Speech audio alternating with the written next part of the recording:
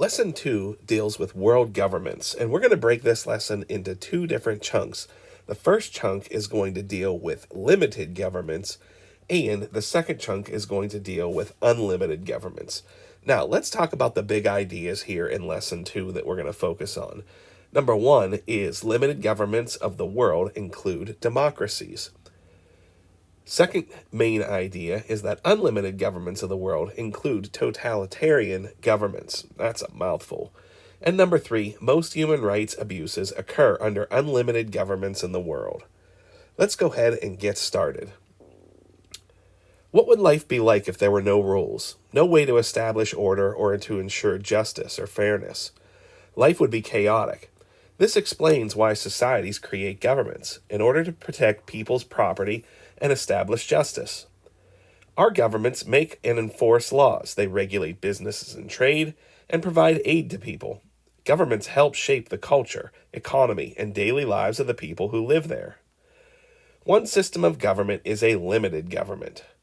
A limited government is a government that has legal limits or restrictions on its power.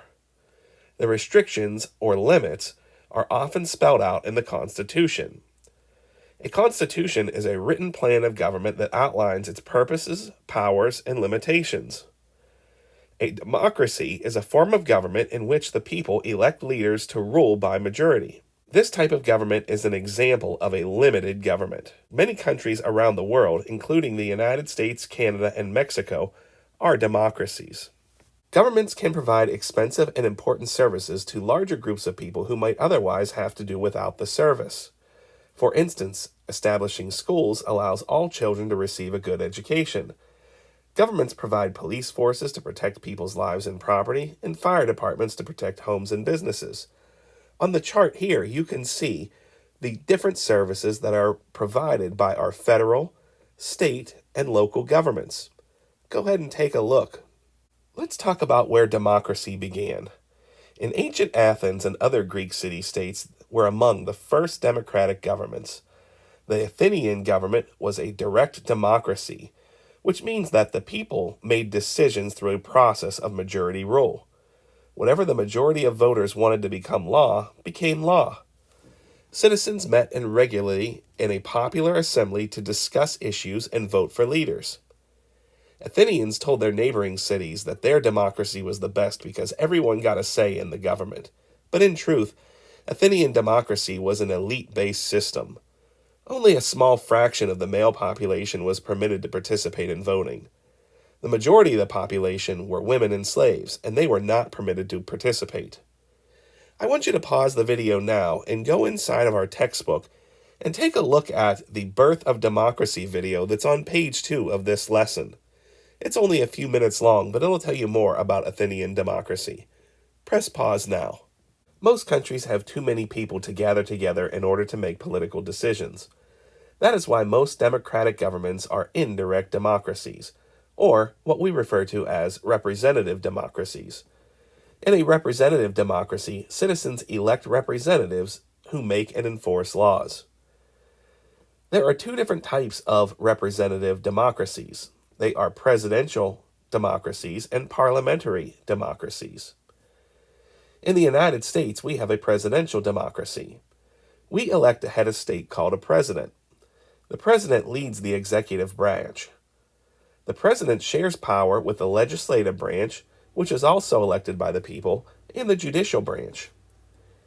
In a parliamentary democracy, they are slightly different. The voters elect the legislature, called the parliament. The parliament then chooses the government leader, who's called the prime minister or chancellor.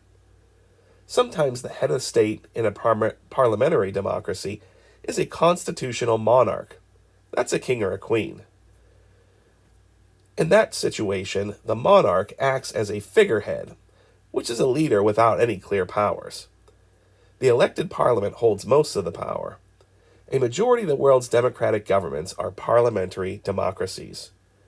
You can learn more about a parliamentary democracy in the United Kingdom in the drop-down menus in the textbook on page 2.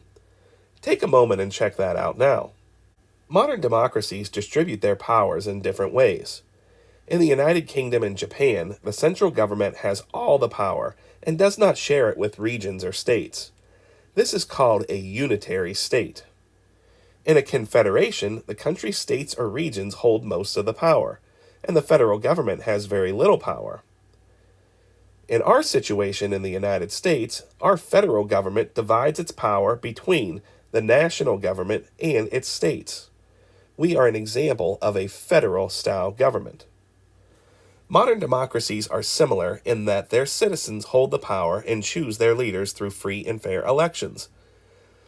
The way that democracies share their power, elect leaders, and form their government can differ from country to country, as we can see here on this chart, which is also found on page 2 of the lesson in our textbooks. When leaders are given unlimited power, they often tend to abuse that power. Limited governments reduce the chances of abuses of power and create a freer and more fair society. Limited governments are governed by the rule of law. This means that no person or government official is above the law. This is why many limited governments have a constitution that outlines exactly what their laws are and what powers their leaders have. Nations that are governed by the rule of law protect the rights of individuals. In many limited governments, individuals have the right to a fair trial if they are accused of a crime. Limited governments balance the welfare of the community, or the common good, with the welfare of the individual. Over half of the 200 countries in the world are democratic or partly democratic, with a limited system of government.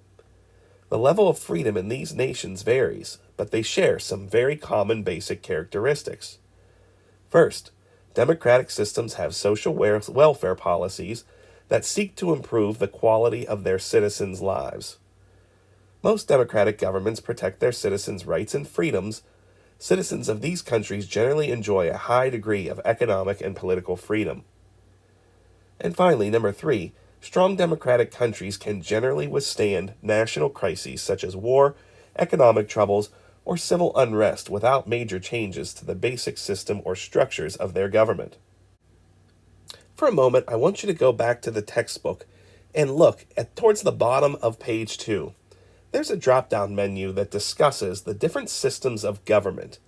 It has the places where those systems are used, and then some of the characteristics of those types of governments. On today's study guide, you'll find a place on the back side of the page that asks you to fill in some blanks on the charts with that information from that drop-down menu. Take some time right now to complete that part of the assignment. The final portion of our text today discusses the governments of Mexico and Brazil, and it also talks a little bit about the United States, and it compares those 3 governments together. What I would like you to do is go ahead into the textbook, into this portion of the lesson on page 2 of lesson 2, and I want you to read about the governments of Mexico and Brazil. You'll notice that the very last activity on our worksheet today is a Venn diagram. You're going to use that Venn diagram to compare and contrast those 2 governments. Now notice that there's 2 large circles that overlap one another inside that Venn diagram. Of course there are. That's what makes a Venn diagram. The way that you're going to work this are the things that are about Brazil's government that they do not have in common with Mexico. They are going to go into the outside portion of that circle. The things about Mexico's government that is not similar to Brazil's government are going to go in the outside portion of the Mexico government.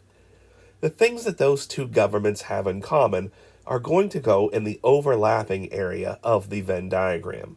I'd like you to go ahead and press pause now and read through the rest of this lesson. Complete that Venn diagram, and then you're going to go ahead and submit that study guide into the assignment.